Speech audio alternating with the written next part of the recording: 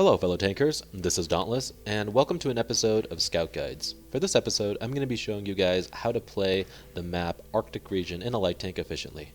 Now Arctic Region is a good map for scouting in most cases, but it really caters towards passive scouting and not active scouting. This is because of all these lanes, and a lot of tank destroyers and medium tanks like to camp in all these little hills and knolls, and because of that, any light tank that tries to drive out into the open essentially has no line of escape and ends up getting killed by trying to do so. So, in my opinion, there are some areas that you can active scout, but in the most part, you're going to want to be passive scouting.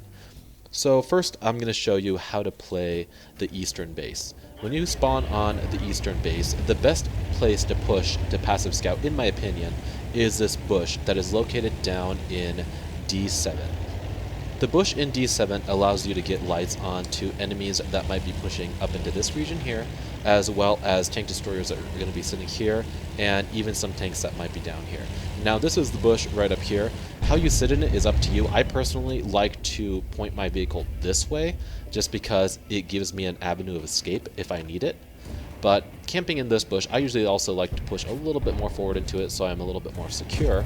But for the most part, you see that enemies are being lit left and right, and it's mostly due to this position here. Alright, so the second location I wanted to show you on this map is this ridge that's coming up right over here. Now you have the option of going here after you wear out that bush that I showed you previously, but you can go here initially if you choose to do so. Now if you do push this bush, not this bush, but this ridge right here, immediately, it is safer to go around this way, because if you come down straight like this, there is a chance you could get lit and killed early before you even make it. And so it is better to leave your presence unknown and suddenly appear here rather than getting lit immediately. So when you play this ridge, it's good for two reasons. One, you are closer to the enemy, giving you very, very good view range into this area here, and even right into this area where vehicles might show up.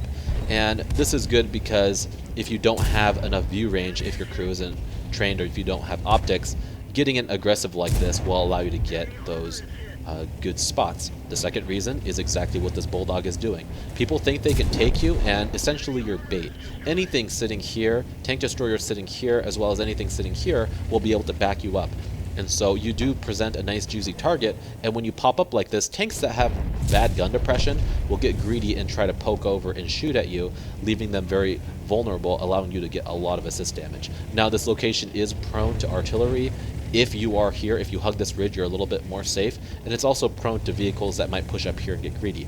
Now this is a double-edged sword. Any vehicle that's going to be pushing up here to try to get shots on you will actually leave themselves open to vehicles that are here, and will be able to shoot down on them as they chase you. So really, this location is you acting as bait and allowing your allies to put lots of shots in. Again, it's a little bit more dangerous, but there's a lot of thrill, and it can be very rewarding if you play it correctly. Alright, so the last location I want to show you guys is a bush that is located on B5. Now if any of you guys watched my 5916 replay, this is actually the same one, and you can see me take advantage of this. But for those of you that haven't, here's the great bush. I think a lot of you guys are familiar with this, you maybe played it before, but it's actually a position that can be played in medium tanks as well as light tanks. And the great thing about this location is that you're able to extend your view range up into here, and anything that might be trying to get early lights like this LTTB. Second great thing about this location is that you can actually fire your gun. Even if you get lit, you have this big old boulder right here protecting you from artillery and possible retaliation from any enemy vehicles. And this is the reason why I like this. Now, I do like to sit here for 10 seconds to make sure I'm not lit, and then once that's done, I can pop out here. If you're in a tank destroyer even, you can sit out here and wait for the shot, fire, and then when you are unlit, you can pull back. Now you can see like this IS here that's pushing out, I'm lighting him here, and I'm asking my team to shoot. And if my team does shoot, then I will get all the assist damage done to that IS. And this location actually gives you shots down into here, where enemies will sit and try to shoot vehicles just like that, or up into here, and you're actually able to get shots down to this area as well. And you can actually get shots up into tank destroyers that will be camping up into this area here. So this location is very strong. I recommend playing it with your medium tanks as well. But if you're not one to sit in a risky position and you want to play a safer role with a light tank, this is an excellent spot to take. Alright, so when you spawn on the western base, there's really only one viable area to take, and that is this place right here on G6. Now G6 will allow you to get early spots onto any heavy vehicles that might be pushing across here. Now there are two ways you can do this, as I'll show you. One is pushing up onto this boulder here, and the second is to take the bush that is right below it. You can see it right here. This is the preferred method in my opinion because it does give you the elevation advantage, and the elevation advantage will allow you to spot vehicles that are pushing up here. Sometimes when you're down in this hole you can't really get spots as clearly and as deep as you can here, and you'll be able to get some great spots if you take this position. And there is a rock that will protect you. If you do happen to get lit, all you have to do is back up and you'll be able to be safe. It also gives you vision up into this area where tank destroyers love to sit, and there are trees, and so once they take the location it is hard to dig them out, but it also prevents you from getting lit. Now if anything happens to drive down here and you get lit from it, then you do again have the option of pulling back here or driving down to this hole really quickly, and it will keep you alive. Alright, so the second location that you can take on this side of the map is very similar to the first one. It's actually a little bit safer, but a little bit more dangerous at the same time. Now let me explain.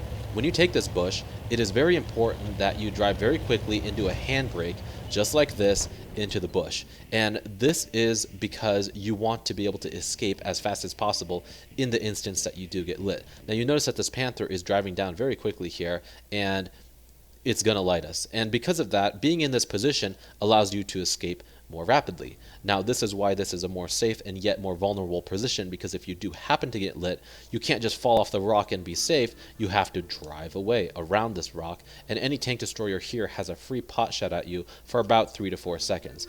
This leaves you vulnerable, and this is why this location is a little bit more risky, but if you're in a fast vehicle, it is easy to take it.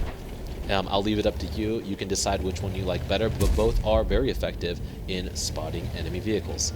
Alright, this last location I'm going to show you guys is kind of a bonus location. How many of you have been in this situation where the 9 line pushed very aggressively and is full of heavy tanks, and your guys are sitting back here and just trying to shoot them as they push up? It actually happens quite often. Now you can really take advantage of this if you're in a light vehicle, because you do have extended view range compared to everything else, and if you're able to outspot all your allies, you will actually farm all the benefits. Now this bush is amazing if you can get yourself into it, because your view range will extend all the way back to see where that Jag Tiger is, allowing you to spot. Now it is safe to turn your vehicle around like this, just because in case you do get spotted, it's easier to escape. Now if you do get lit, I do not recommend driving straight because you're giving an easy shot to the allies or the enemies. It's actually better to try to drive over here to get behind this rock for cover. But as you can see, sitting in this location will give you vision on these guys all day long, allowing all your allies sitting on the cap to shoot, and especially artillery can just bomb them here, and you will get tons of assist damage if you play this correctly. Anyway guys, that's all for this guide of Arctic Region. Hopefully you liked it. If you found this guide helpful, I'd really appreciate it if you give it a thumbs up below. Also, if you subscribe to my channel, I will be posting more content like this in the future. Anyway guys, thanks for watching. I really appreciate it, and I'll talk to you guys later.